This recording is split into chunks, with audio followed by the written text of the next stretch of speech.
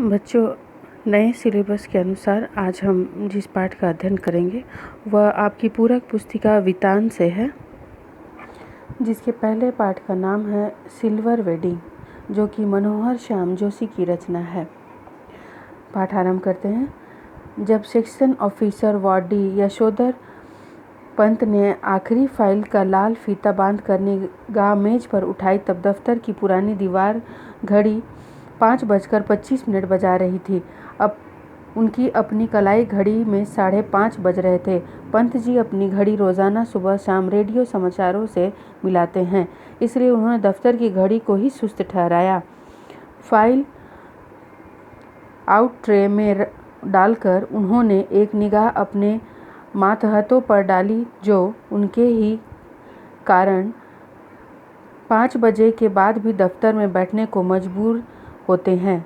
चलते चलते जूनियरों से कोई मनोरंजक बात कर दिन भर के शुष्क व्यवहार का निराकरण कर जाने की कृष्णानंद किशनदा पांडे से मिली हुई परंपरा का पालन करते हुए उन्होंने कहा, आप लोगों की देखा देखी सेक्शन की घड़ी भी सुस्त हो गई है। यहाँ यशोधर बाबू एक व्यक्ति हैं जिनका पूरा नाम है Y.D.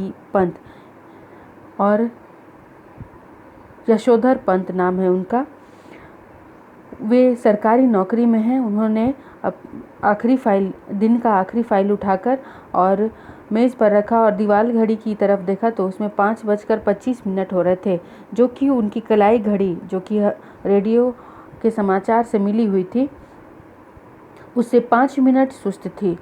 उसके बाद वे वहाँ से उठते हैं और बाहर निकलते हैं, तो उनके साथ साथ उनके ही कारण, उनके न जाने की वजह से उनके साथ कार्य करने वाले, उनके नीचे काम करने वाले जो दफ्तर के लोग थे, वे भी बैठे हुए रहते थे। उनसे जाकर कुछ, जिन्हें जूनियर कह रहे हैं यहाँ पर, उनसे जाकर कुछ मनोरंजक व्यवहार कर, थोड़ी हंसी मजाक कर लेते थे। और दिन भर जो शुष्क व्यवहार रहता था, शुष्क मतलब सूखा सूखा सा, सिर्फ काम काम काम, न कोई मजाक न कुछ हंसी मजाक, बिल्कुल भी नहीं, उसको समाप्त कर देते थे। किशनदा एक व्यक्ति थे जिनके व्यक्तित्व का यशोधर बाबू के जीवन पर बड़ा प्रभाव था।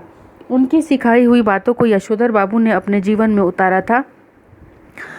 इसीलिए यहाँ पर लिखा है कि किशनदा के पांडे से मिली हुई परंपरा का पालन करते हुए उन्होंने अपने जूनियर्स को कहा, अपने नीचे काम करने वाले लोगों को कहा कि सेक्शन की घड़ी भी आप लोगों की तरह ही सुस्त हो गई है। सीधे असिस्टेंट ग्रेड में आए नए छोकरे चड्डा ने, जिसकी चौड़ी मोहरी वाली पतलून और ऊंची एड़ी वाले जूते पंत जी को समहाउ इम्प्रॉपर मालूम होते हैं, थोड़ी बदतमीजी से की। एज यूजुअल बोला, बड़े बाबू आपकी अपनी चुनेदानी का क्या हाल है, वक्त सही देती है न? सीधे असिस्टेंट के ग्रेड में आया नया छोकरा, नए जो लड़के होते हैं, उनके वेशभूषा में और जो पहले से कार्य कर रहे हैं लोग, पुराने लोगों के वेशभूषा में बहुत अंतर होता है। समय के अनुसार सबकी वेशभूषा बदलती रहती है। उसने चौड़ी मोहरी वाली पतलून पहन रखी थी और ऊंचे हील वाले जूते, जिसे आप बेल बॉट भी कहते हैं, पुराने समय में बहुत चलने वाली पतलून थी, पैंट थी, और ऊंची एड़ी वाले जूते जो खट खट की आवाज़ से चलते थे। आप लोगों ने फिल्म देखे होंगे शोले, और उसमें अमिताभ बच्चन ने, धर्मेंद्र जी ने ऐसे कपड़े पहने हैं। अगर नहीं देखा होगा तो बड़ी गौर से देखिएगा, किस तरह के ऊंची एड़ी वाले जूते पहने हैं, तो उन्हें समहाउ इम्प्रॉपर लगता था। अर्थात उन्हें इम्प्रॉपर लगता था इसके अनुसार कि वह ऑफिस का पहन कर आने का यूनिफॉर्म नहीं है। ऑफिस इस तरह के कपड़े पहनकर नहीं आना चाहिए, फॉर्मल पहनना चाहिए, जो साधारण होने चाहिए।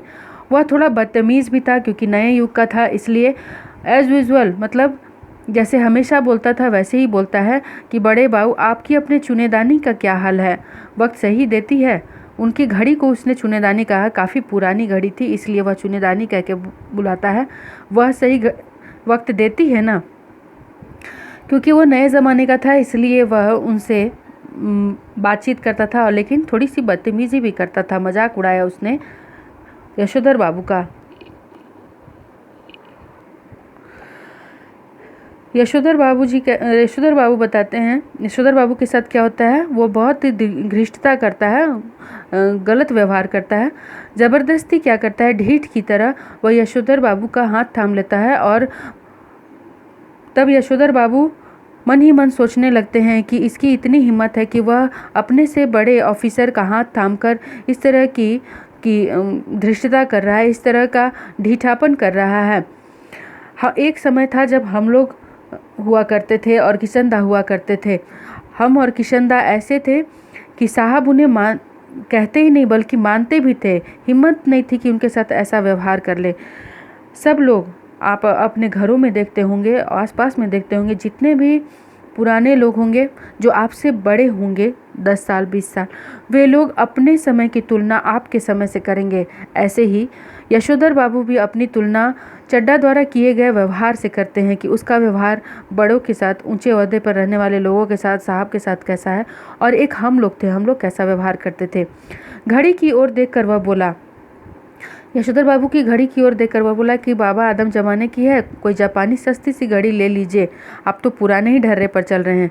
यह घड़ी मुझे शादी में मिली थी, हम पुरानी चाल के हैं, हमारी घड़ी पुरानी चाल की। अरे यही बहुत है कि अब तक राइट टाइम चल रही है।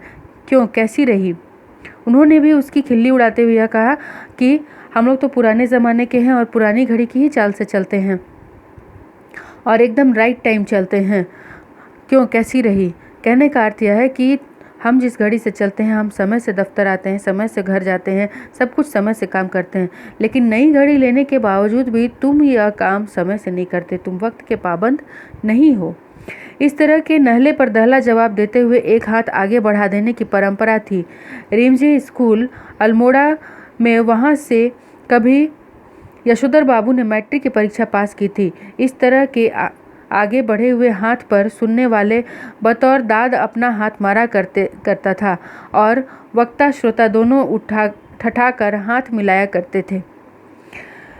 लेखक क्या बताना चाह रहे हैं कि जब हम आपस में एक दूसरे से मजाक करते हैं और दो पक्ष हैं, एक पक्ष आपके साथ मजाक कर रहा है और आप जिसके साथ कर रहे हैं, तो यशोधर बाबू चड्ढा को जब ऐसी बात बोलते हैं कि मैं तो राइट टाइम से चलता हूँ, फिर वह अपने साथियों के साथ हाथ देते हैं कि देखो कैसी रही, फिर उस पर हाथ जैसे आप हाई फाई करते हैं और ये सब जो हुर्रे करते हैं, इस टाइप का कि देखो मैंने कैसा जवाब दिया, उस तरह का व्यवहार करना उन्होंने अपने स्कूल से ही सीखा था, अल्मोड़ा के रेमजे स्कूल से।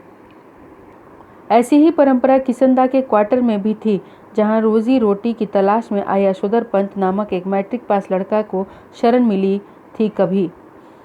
लेखक यहाँ बताते हैं कि यशोधर बाबू जो हैं वो किशनदा के यहाँ आए थे क्वार्टर में, जिस ऑफिस में वे काम करते थे उसके क्वार्टर में किशनदा रहा करते थे, उनके क्वार्टर में आए थे और वहाँ भी ऐसी ही परंपरा थी कि हाथ जब इस तरह लोग जब मजाक करते थे एक दूसरे से तो हाथ मिलाया करते थे या फिर एक के हाथ पर दूसरा हाथ मारा करता था। किशनदा कुंवारे थे और पहाड़ से आए हुए कितने ही लड़के ठीक ठिकाना होने से पहले उनके यहाँ रहते थे। मेस जैसी थी, मिलकर लाओ पकाओ खाओ।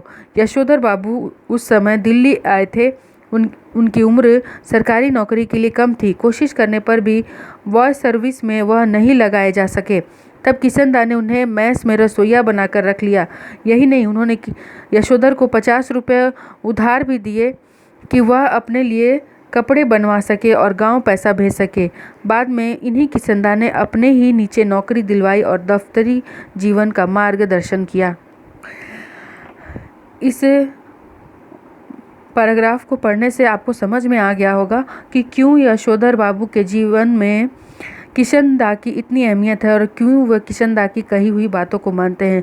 बहुत ही कम उम्र में वे दिल्ली आए थे नौकरी के लिए, नौकरी नहीं मिली क्योंकि उनकी उम्र इतनी नहीं थी।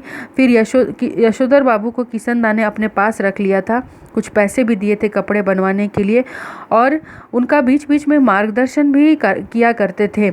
उन्होंने ही अपने नीचे, किशनदा ने ही अपने नीचे उन्हें नौकरी भी लगवाई थी। फिर उनके यशोधर बाबू के दफ्तरी जीवन का प्रारंभ हो जाता है।